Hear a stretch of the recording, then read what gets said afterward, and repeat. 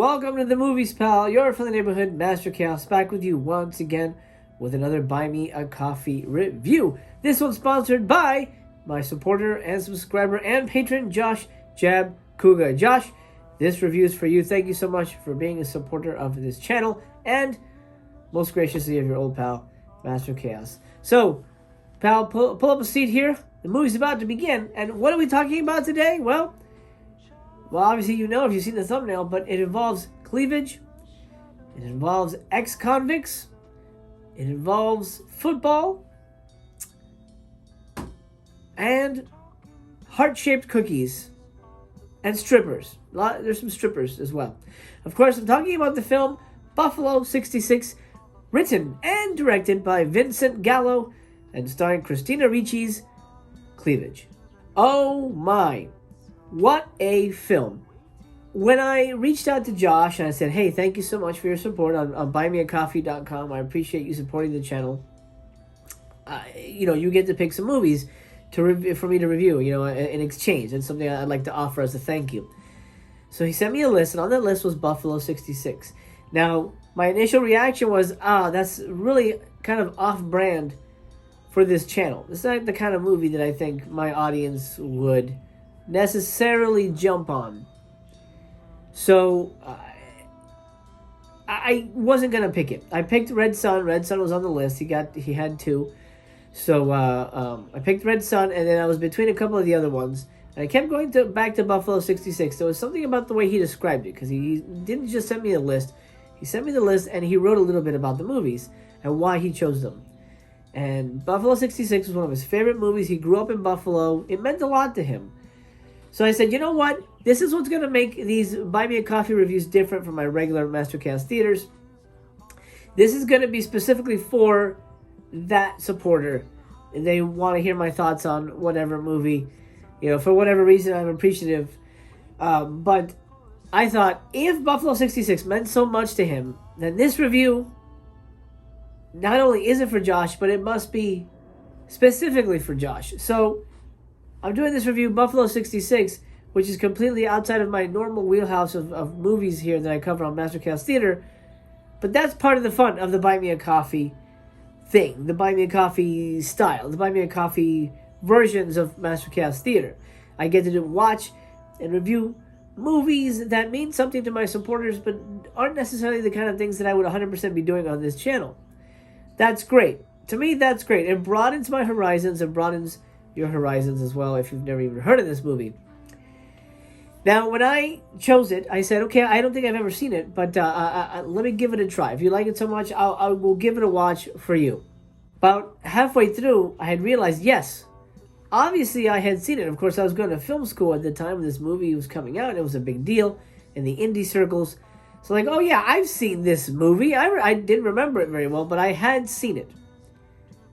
And I gotta say, I was pleasantly surprised. As a matter of fact, I'll get into it a little bit later, but I was won over in the first 5 minutes. Let's talk about a little term known as saving the cat. The term saving the cat applies to screenwriting. It's something that we all know happens in movies, but we don't necessarily consciously think about it.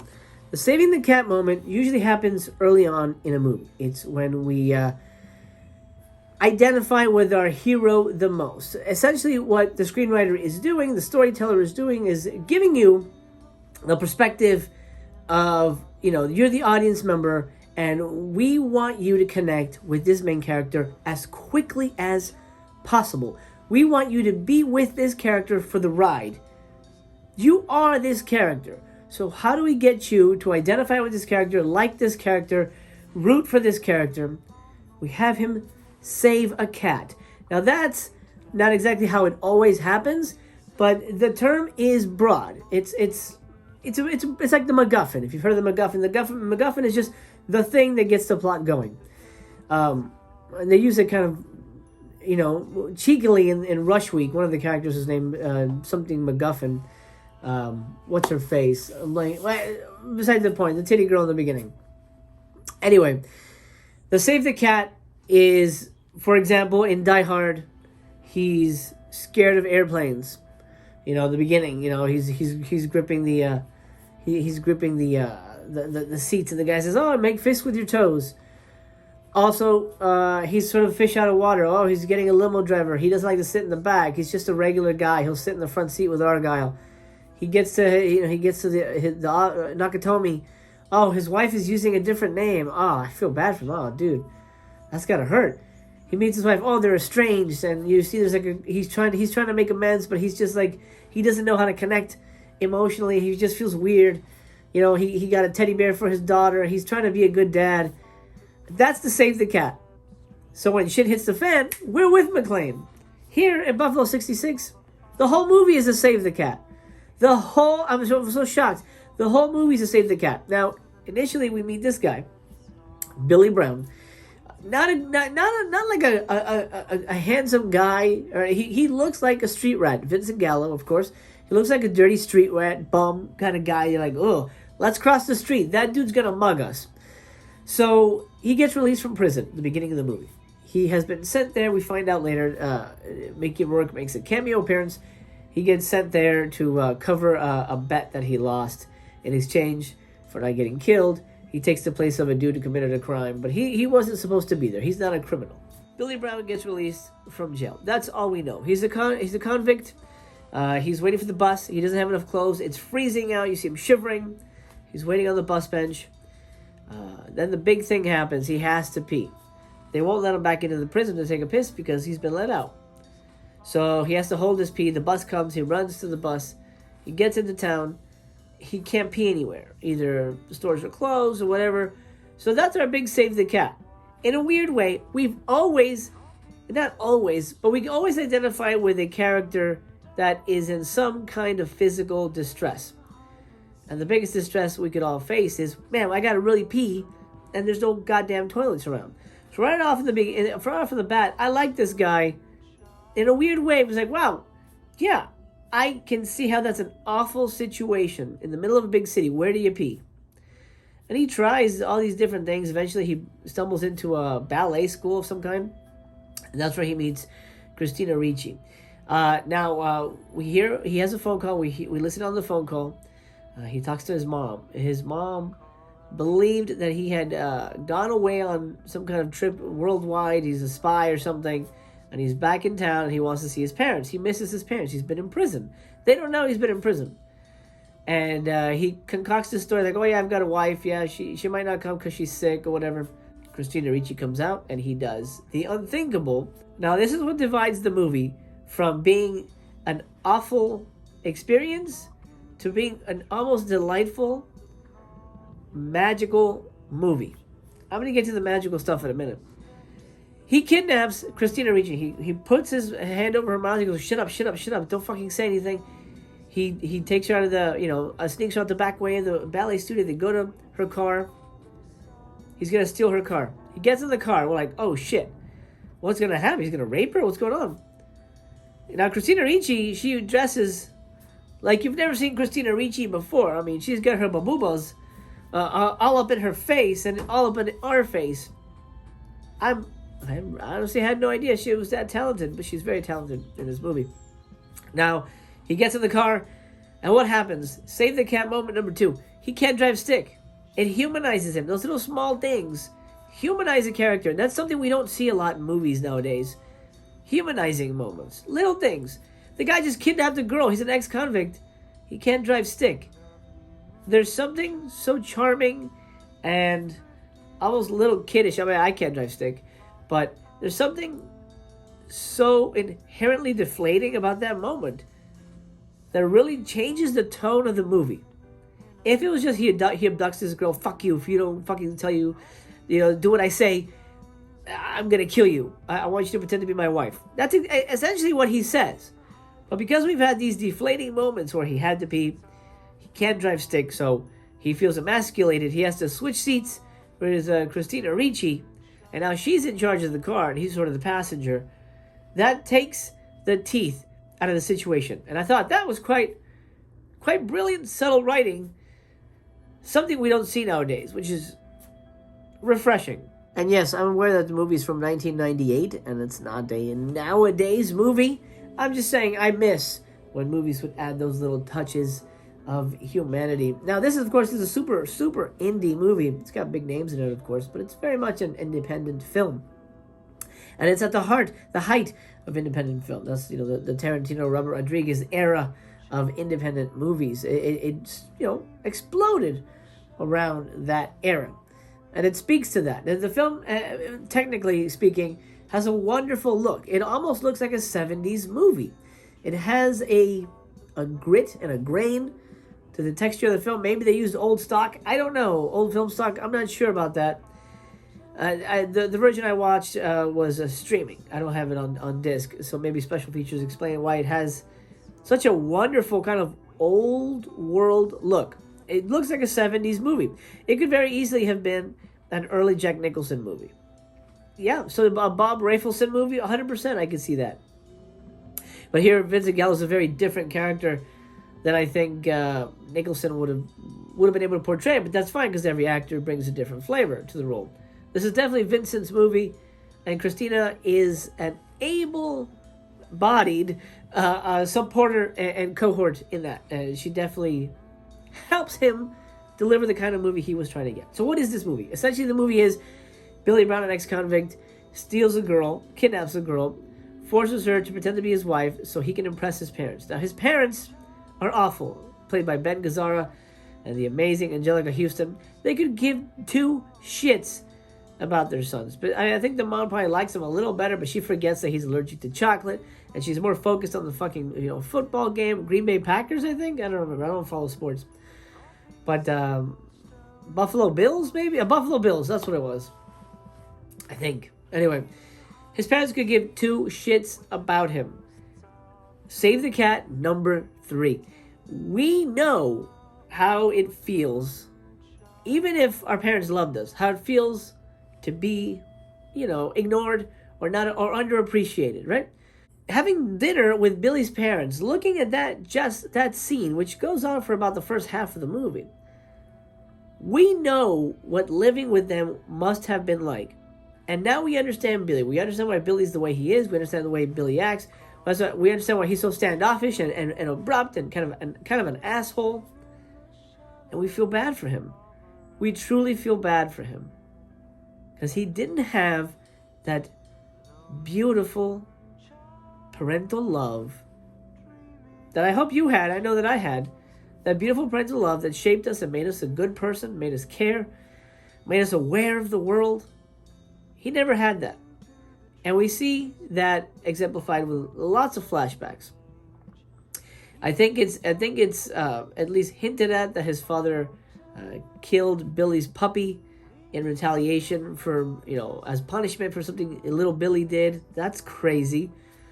The mother forgot that Billy was allergic to chocolate, and we flash back to the scene where his face was all puffy, and his mom's like, "Oh, what's going on? Why are you so puffy?" Like, the mom's complete airhead, and the dad's just a complete asshole.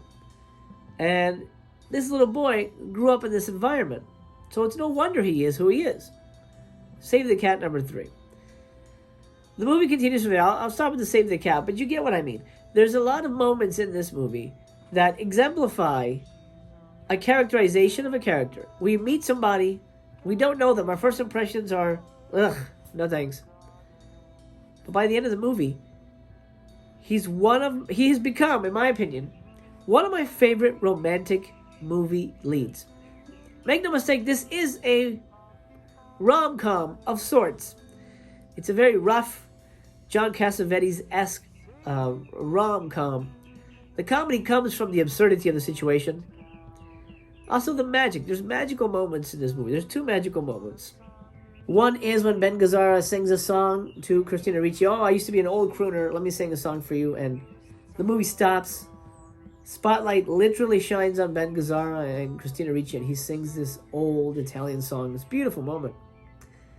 The other spot of beauty, of magic, is Billy's a giant bowling fan. He's like an expert bowler. Something you wouldn't know about him, but that's cool. It's a hidden trick we get to discover along with Christina Ricci's character.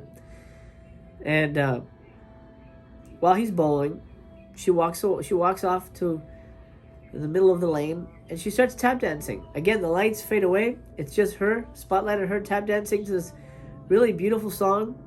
and then she returns to reality.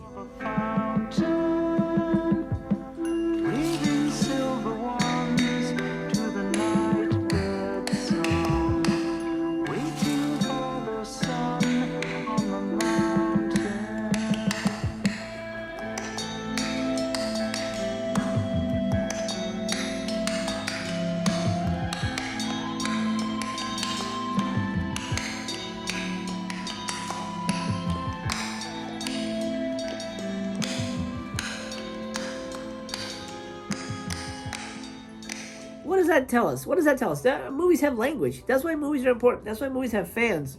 Because we understand, movie fans, special sort, we understand the magic, the poetry of a movie, of the language of a movie. So when I see a movie like Buffalo 66, I go in with preconceived notions. I'm probably going to hate this. I hate indie movies. And I walked away pleasantly surprised by discovering a movie that spoke to me. And I didn't think it would speak to me. I didn't think we would speak the same language. That is the magic of movies, my friend. That is the power of movies. That's the power. That is why we collect physical media. That is why we rewatch these things. Because real magic exists on the silver screen. And Buffalo 66, in its simple way, simple, gruff, almost documentarian style way,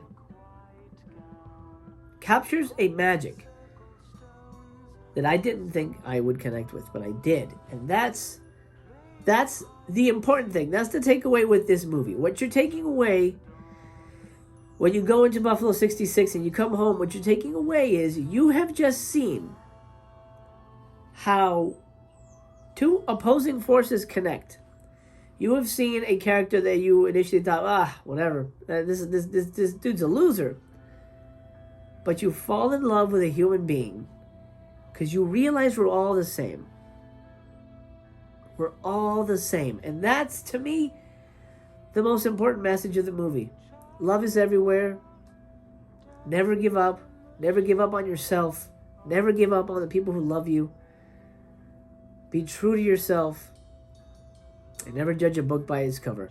Buffalo 66 gets 5 stars from your old pal Master Chaos. I loved it. I highly recommend it.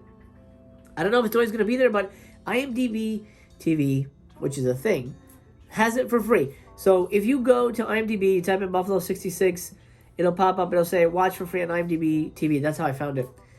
Watch it. I think you'll be pleasantly surprised. This is a perfect Criterion movie. I'm surprised that they haven't touched it. This feels like a perfect Criterion release. Hopefully they will. I'm gonna see about getting a disc of this down the line if I can find a really good release. It's a powerful movie, and you get to see Christina Ricci at her most buxom. I mean, what the fuck? And that'll do, Bugaboo. Thank you so much for watching my review of Buffalo 66. Josh, that was for you, pal. I hope you enjoyed that. Now, if you would like me to review a movie for you, buy me a coffee. The link is in the description, buymeacoffee.com/Master Chaos TV. And you're supporting the channel. You're supporting your old pal, Master Chaos, because I cannot monetize you on YouTube. YouTube has, there's various reasons why I can't. I won't go into it now, but you're supporting me, you're supporting the content. And in exchange, pick a movie. I'll review it for you here in your honor. Okay, my friend, time to close the theater down. I've got to pull the curtain across the silver screen, clean up all this popcorn and junk that I've spilled while watching the film. But it was nice to see you. As a matter of fact, it was lovely to see you. And I love you. I love you just the way you are. So take care of yourself. Until we meet again, the theater's closed for now.